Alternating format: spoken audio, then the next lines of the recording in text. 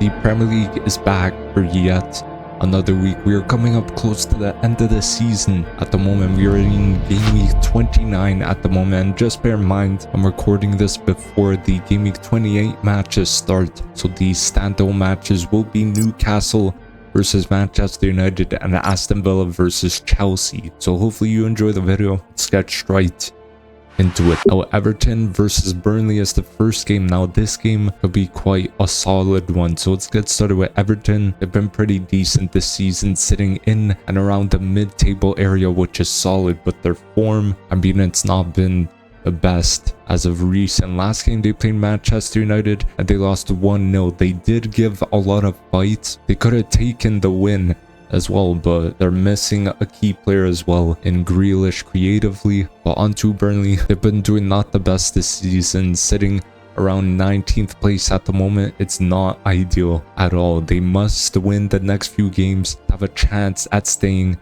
in the Premier League. Now, form wise for them, it's been a little bit on and off. Like last game they played Chelsea and they drew 1-1, which is decent, but the goal came very late into the 93rd minute. I mean, they got a point from that, but my prediction is going to be a 2-1 win for Everton. Moving on to Bournemouth versus Brentford. This game is going to be one of the most underrated matches in my opinion. So let's get started with Bournemouth. They've been doing quite decent this season. Started not too good for them and they brought it back later into the season. At the moment, they're sitting just above Everton in 8th place, but they lost Semenyo to Man City obviously in January, but they are playing a lot better in my opinion. The last game they played West Ham and they drew 0-0. They could have taken a game because a lot of chances were missed, I believe. So that's a big miss for them, but I think they will bounce back in this match. Now onto Brentford. They've been doing decent this season. I would consider them one of the most underrated teams at the moment. They're in 7th place. They could push for European places as well. Like last game they played Brighton and they lost 2-0. It was not the best performance, but they had chances. They just did not score them, but they struggled to get those chances on target. We had Igor Thiago, literally in front of the net. He had 2 or 3 chances to just shoot it on target. He did not shoot it on target at all. But my prediction is going to be a 2-2 draw between the two. Moving on to Leeds United versus Sunderland. This game could be quite underrated as well. So let's get started with Leeds United. They've been doing quite alright this season. Even though they're in and around 15th place, still a pretty solid team offensively, I would say at times. The last game they played Aston Villa and I believe they drew 1-1. In my opinion, that's a great point. And Stock, by the way, what an unreal free kick that was. It was around 25 to 30 yards out. He just whipped it top left corner and he beat Emi Martinez. Now onto Sunderland. They have been quite a underrated side. They've been doing decent for a newly promoted side, but sitting around the mid-table area. I believe at the moment I'm recording this, they're 12th place. The last game they played Fulham and they lost 3-1. That's another loss that they have taken at home. But it seems like they're missing Xhaka, like that leader in the middle with the progressive passes, just breaking up the play. That's the type of player they're missing in Xhaka. But my prediction is going to be a 1-1 draw between the two. Moving on to Wolves versus Liverpool. Let's be honest, this game goes only one way. So let's get started with Wolves. They've been doing quite horribly this season. Might be one of the worst teams in the Premier League I've actually seen in Premier League history. But sitting all the way at the bottom of the league in 20th place. The last game they played Crystal Palace and they lost to 1-0. I mean, Krejci got a red card 61st minute, which changed the game, but then they conceded in the 90th minute, which is rough. I believe Gesund scored the goal to win them the match. But yeah, Wolves, it's not looking good for them. They're basically confirmed relegation at this point. But onto Liverpool. They've been doing quite decent this season. Form-wise, it's been going alright for them. But at the moment, they're sitting in 6th place, so they're pushing for Champions League football. If they don't get Champions League football, then probably Europa League football, unless they win the Champions League somehow. The last game they played Nottingham Forest and they won 1-0, and all thanks to McAllister winning in the 97th minute. I mean, Ekitike, that him at the striker position. He's kind of slowed down recently in terms of goals, but I'm sure he'll be back bagging goals in this match for sure. But my prediction is going to be a 3-0 win for Liverpool. Moving on to Brighton versus Arsenal. This game is going to be a solid one. So let's get started with Brighton. They've been doing not the best this season. Like, form for them has been pretty decent recently, I would say. Like, last game they did beat Brentford 2-0, which honestly I did not see coming at all, because Brentford were coming into this game on some pretty good form. But maybe that is where the form will turn around for Brighton. They've got some solid wingers like Minta and Mitoma who could dribble really well, whipping crosses, get a shot off as well. I would say this team could turn it around, but not in this match because they're facing against Arsenal, who have been doing very well this season. At the moment I'm recording this, they are top the league by 5 points. And by the time I have posted this, they would have played Chelsea. Now, Arsenal's form recently has been a little bit shaky as they drew against Wolves, they drew against Brentford. The last match, they won 4-1 against Tottenham in the North London derby. Now, Gyökeres and Eze started to find their feet. Hopefully it continues, because both of them got a brace, and we must keep winning matches because we can't afford to drop points, because Man City are literally right behind us. But my prediction is going to be a 3-1 win for Arsenal. Moving on to Man City versus Nottingham Forest. This game's as well,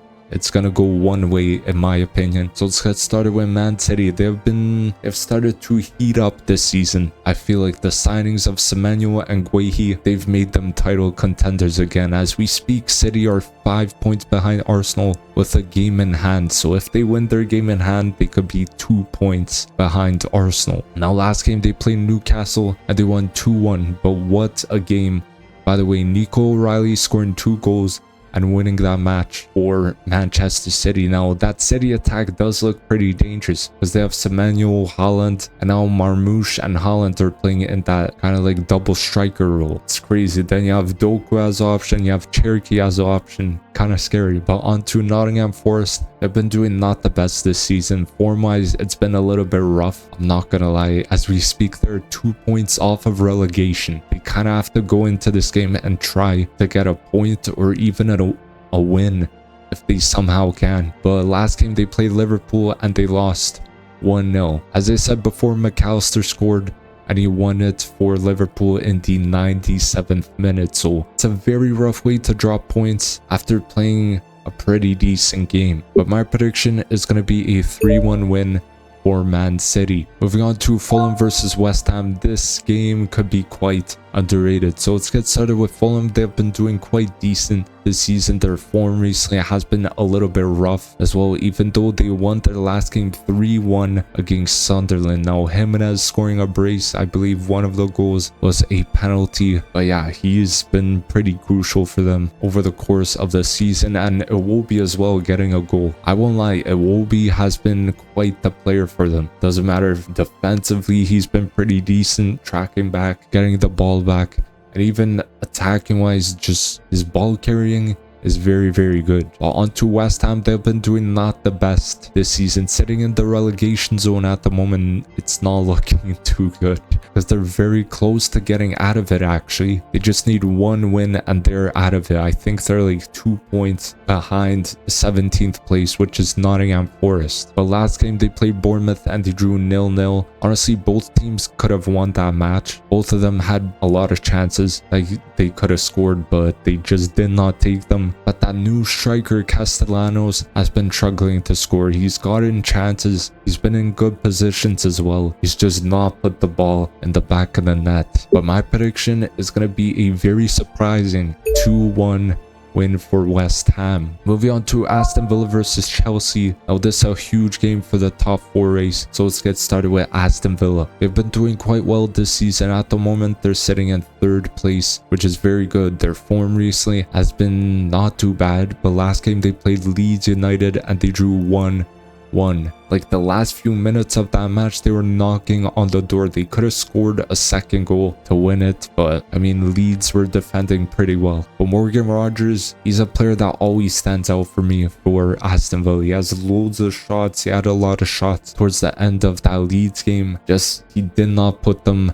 in a good place on target. But yeah, he's a quality player. On to Chelsea, they've been doing quite alright this season. At the moment, they're sitting in 5th place. Honestly, they've been doing quite well under Rose Senior so far. Last game they played Burnley and they drew 1-1, which isn't the most ideal result. Like, Joao Pedro scored his 11th goal of the Premier League campaign, but Fofana got a red card for a horrible tackle in that match. But my prediction is going to be a 2-2 draw between the two. Moving on to Newcastle versus Manchester United. This game is going to be a absolute banger. So let's get started with Newcastle. They've been doing not too bad this season. At the moment, they're sitting in 11th place, which isn't too bad. Like, form-wise, they've been a little bit poor. I'm not gonna lie, like, they played Man City in the last game, as I mentioned, and they lost 2-1, but Newcastle did better in the second half. They really pushed for it, just could not put their chances away. Lewis Hall, the only goal scorer in that match. I think over the course of the whole match, it was pretty solid. But on to Manchester United, they have been doing quite well this season. They have jumped up into the top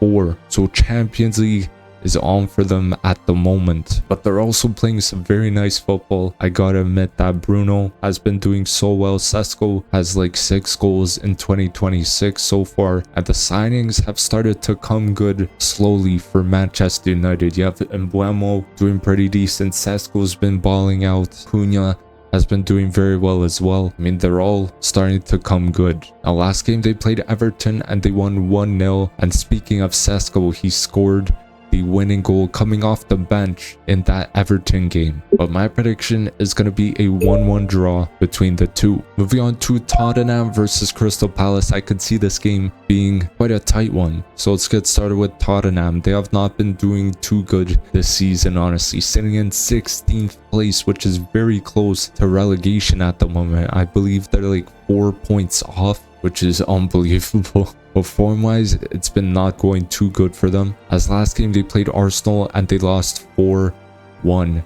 in the North London derby. Now, they did not play too well. They had like 2 or 3 chances. Apart from that, nothing was going too well. Literally, in one point of the match, I think it was around the 70th minute, Arsenal had 44 touches in their box and Tottenham had 3 touches inside Arsenal's box. That is kind of embarrassing, for being honest. But Kolo Muani, the only one having the chances for Tottenham, but that's another loss added to their home record. Their home record is horrible. I think they only have like 2 or 3 wins this season at home. But maybe Igor Tudor could turn this around. Let's see what happens. But onto Crystal Palace, they've been doing not the best this season. They're sitting in 13th place, which is a little crazy, as we saw them around 5th place, I believe, earlier this season. But their form has been alright recently. Like last game they played Wolves, they won 1-0 thanks to Gassand. But I feel like they've been pretty inconsistent as of recent. I think a good signing for them recently has been Jeremy Pino. I feel like he's been a difference maker in a majority of the matches. But my prediction is going to be a 2-1 win for Tottenham. So thank you guys for watching. Hopefully you did enjoy the video. Don't forget to drop a like, comment down below your predictions for these matches, and don't forget to subscribe as well. And I'll see you guys in the next video. Peace.